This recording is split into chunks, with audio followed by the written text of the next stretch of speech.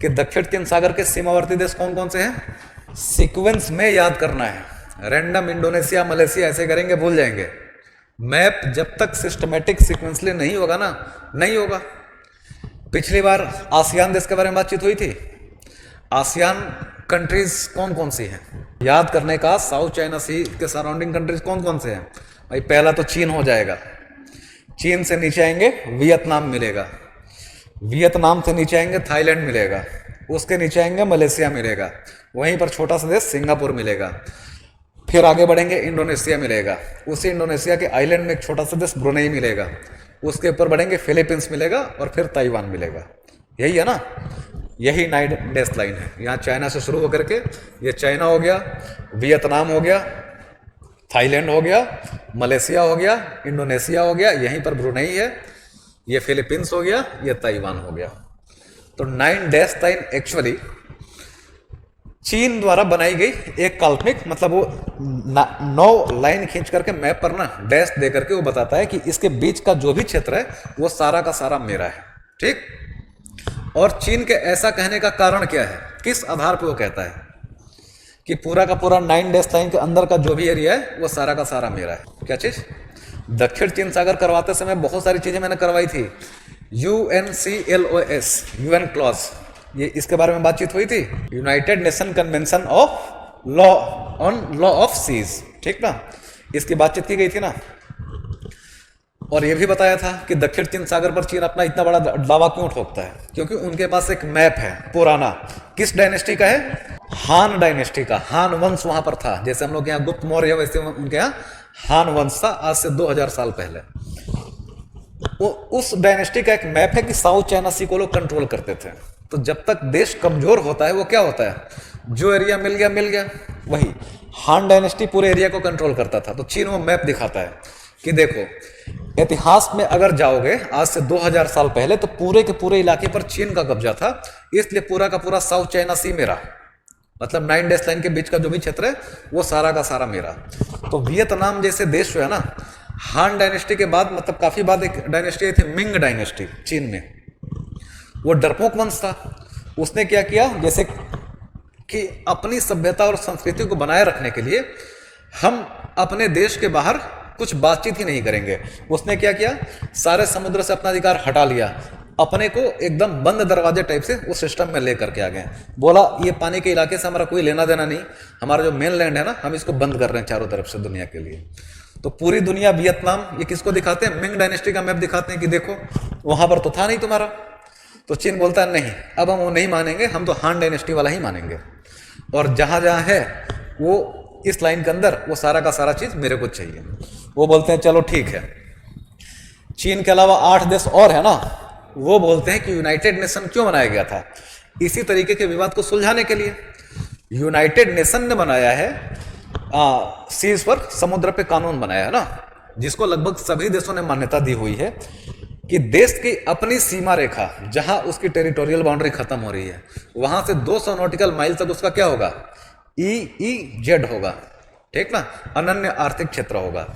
EEZ कहने का मतलब क्या होता है कि अपने तट से 200 नॉटिकल माइल तक फिशिंग का, कुछ भी ऑयल एक्सप्लोरेशन का, रिसर्च एंड डेवलपमेंट का पूरा अधिकार उस देश का होगा। तो ये सारे बोलते हैं कि हम तो UN क्लॉज को मानेंगे, क्योंकि सभी देशों का इसको समर्थन प्राप्त है, यूनाइटेड नेशन द्वारा बनाया गया कानून है। तो वियतनाम कहता है कि मेरे देश से 200 नॉटिकल माइल आगे तक चलो, और जो भी एरिया है वो हमारा EEZ है।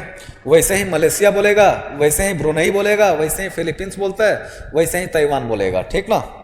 तो क्या हो रहा है, ये बोलने की अगर 9 डैश लाइन तुम्हारा है इसके अंदर, तो हमारा EEZ कहाँ गया। चीन बोलता है कि हमको कुछ नहीं दिखाई देता, ये हमारा है।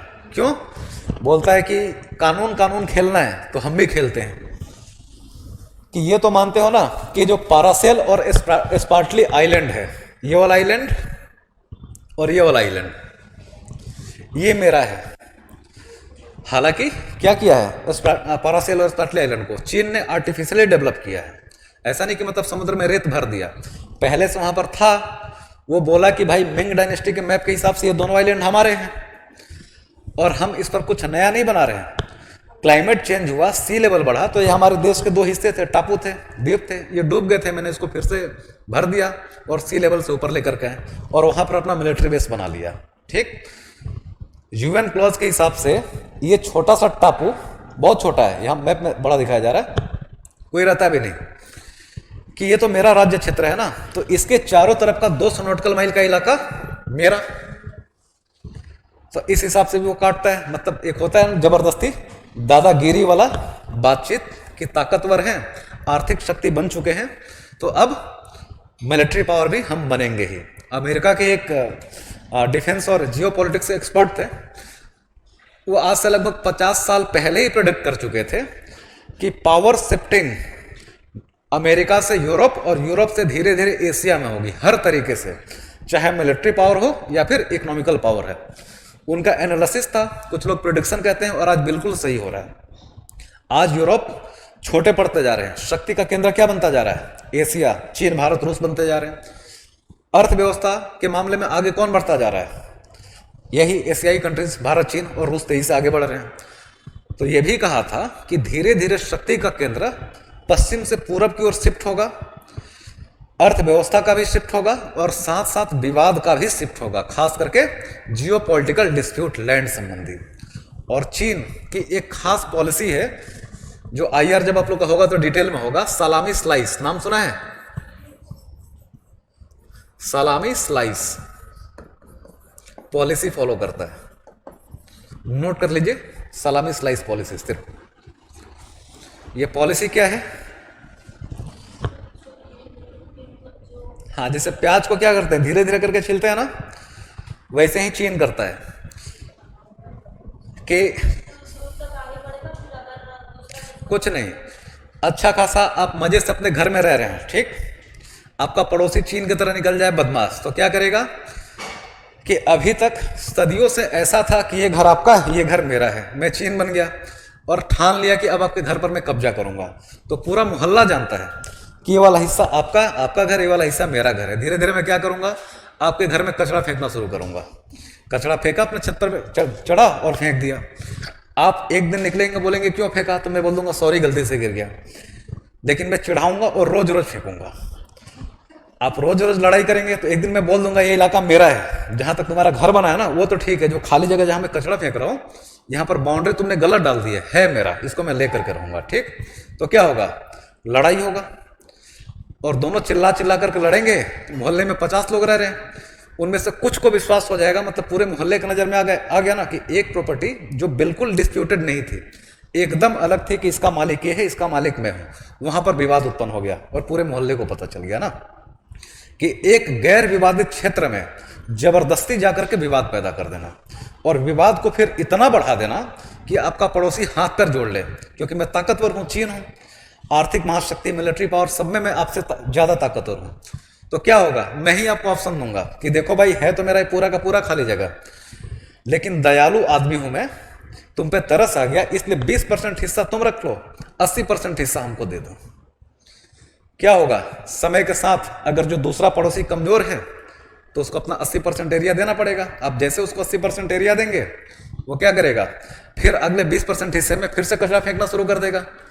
ऐसे धीरे धीरे आगे बढ़ता है। तो सेम चीज करता है चीन। जैसे कि भारत में उठा करके एग्जांपल देख लीजिए कि अरुणाचल प्रदेश का इलाका, क्या डिस्प्यूट है, कुछ नहीं भाई, भारत सरकार है, भारत के संविधान से वहां पर शासन होता है, सब कुछ होता है, लेकिन आकर के डिस्प्यूट पैदा कर दिया।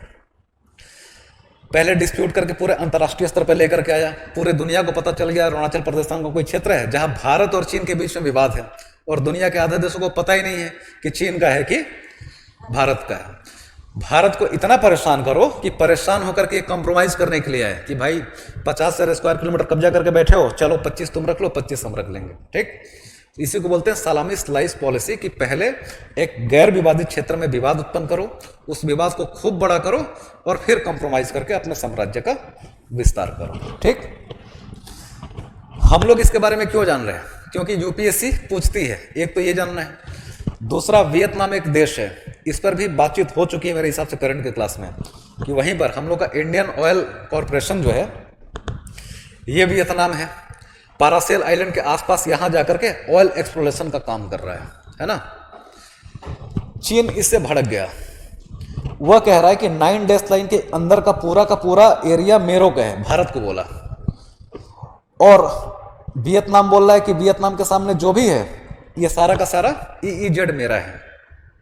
तो चीन भारत पर नाराज हो गया ये बोल करके कि तुम अपना यहां पर एक कंपनी भेज दिए, इन्वेस्टमेंट करवा दिए, सेटलमेंट लगा दिए, और तुमने वियतनाम से बातचीत की, हमसे बातचीत ही नहीं की, जबकि वो मेरा 9 डैश लाइन एरिया के अंदर है। इसका मतलब क्या, तुम कहना चाहते हो कि एरिया वियतनाम का है? तो हमने बोला हाँ, हम यही कह रहे हैं कि वो एरिया तुम्हारा नहीं है, वियतनाम का हम मानते हैं, इसलिए वियतनाम सरकार से डील किया।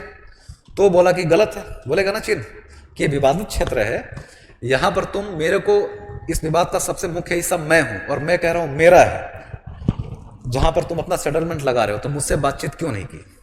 तो भारत बोलता है कि POK और CPEC नाम सुना है, चाइना पाकिस्तान इकोनॉमिक कॉरिडोर।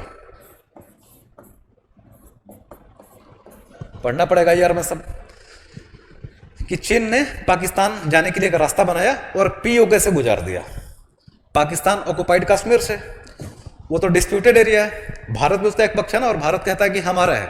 लेकिन जब तुमने अपना China Pakistan economic corridor Pakistan occupied Kashmir से निकाल दिया और पाकिस्तान से सारा का सारा समझौता किया, इसका मतलब तुमने मान लिया कि POK पाकिस्तान का है। वैसे ही हमने मान लिया कि ये पूरा का पूरा एरिया वियतनाम का है, ठीक ना।